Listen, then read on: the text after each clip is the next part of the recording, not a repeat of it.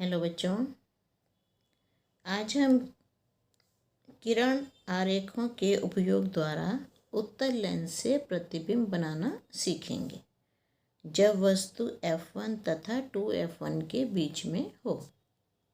तो सबसे पहले इसमें हम मुख्य अक्ष बनाएंगे। पेंसिल की नोक आपकी शार्प होनी चाहिए। लाइन सिंगल लाइन खींचोगे, डबल लाइन में मत खींचो।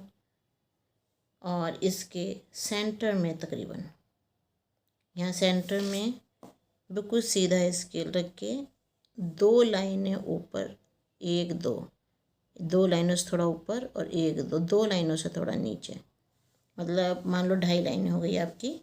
इतने पे बिल्कुल सीधा होना चाहिए। इसको सीधे को नापने के लिए आप कैसे चेक करोगे? बिंदु की कॉपी के साइड से नाप लो। ये मेरा 10.2 आ रहा है कॉपी की साइड से, और यहाँ पे भी 10.2 आ रहा है। यहाँ मैंने उत्तल लेंस बना दिया। अब जैसे मैंने पहले करा था, ये 5 पे मैंने ये रख लिया, बिंदु पे 0 पे यहाँ पे डॉट लगा दिया, और यहाँ पे 2.5 पे लगा दिया, 2.5 पे।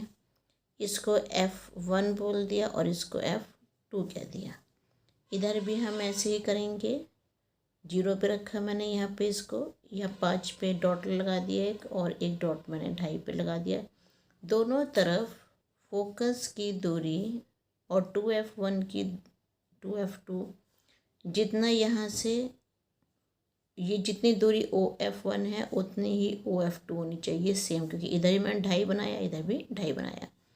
और जितनी हाँ मैंने गलत लिख दिया। और जितनी दूरी O से 2F1 की होनी चाहिए उतनी ही दूरी O से 2F2 की होगी।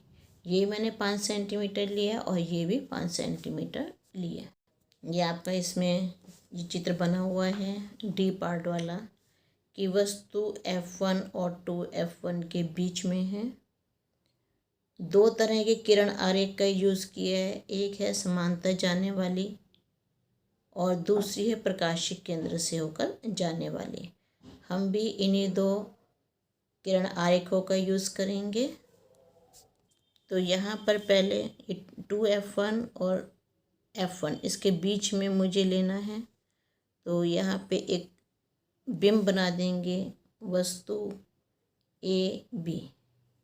अब 2 तरह की किरण आरेख में ले रही हूँ। देखो इनका कौन कौन से यूज़ कर रहे हैं हम। एक इसमें हम ये वाला किरण आरेख यूज़ करेंगे कि वस्तु मुख्य अक्ष, ये जो प्रकाश किरण आ रही है मुख्य अक्ष के समांतर आ रही है और फोकस से होती हुई चली जाएगी। दूसरा हम ये वाला यूज़ करेंगे कि प्रकाशिक केंद्र की तरफ आएगी और वहीं से होती हुई सीधी निकल जाएगी। इन 2 किरण आरेखों का यूज़ करके हम प्रतिबिंब बनाना सीखेंगे। तो यहाँ पे ये मुख्य अक्ष है, बीच की लाइन मुख्य अक्ष होती है। यहाँ पे मैंने इसके सेंटर तक, यहाँ तक इसके सेंटर तक लाना है और इसको सीधी सिंगल लाइन बनाओगे, डबल डबल लाइनें नहीं बनाओगे। शॉर्प होनी चाहिए पेंसिल आपकी। और इधर से हम यहाँ पे F2 लिया है, तो यहाँ से F2 से होती हुई लाइन एक हम अपवर्तित किरण बना देंगे। दूसरी हमारी यहाँ से होती हुई जाएगी प्रकाशिक केंद्र से, यहीं से शुरू होगा बिंदु A से, और यहाँ पे प्रकाशिक केंद्र के बिंदु से होती हुई सीधी निकल गई। दोनों किरणें यहाँ पे मिल रही हैं। देखो इसका नाम A' रख देंगे। यहाँ पे हम सीधी लाइन खींचेंगे। बिल्कुल सीधी लाइन की क्या पहचान है? ये जो आपकी ये कॉपी है, स्केल से ये दूरी बराबर दिखनी चाहिए पूरे के पूरे। ये पूरा स्केल है मेरा, देखो, और इसमें सब जगह से ये दूरी बराबर दिखनी चाहिए, वो सीधी लाइन होती है। ए यहाँ से बना दिया, A' ये हो गया, B' ये हो गया।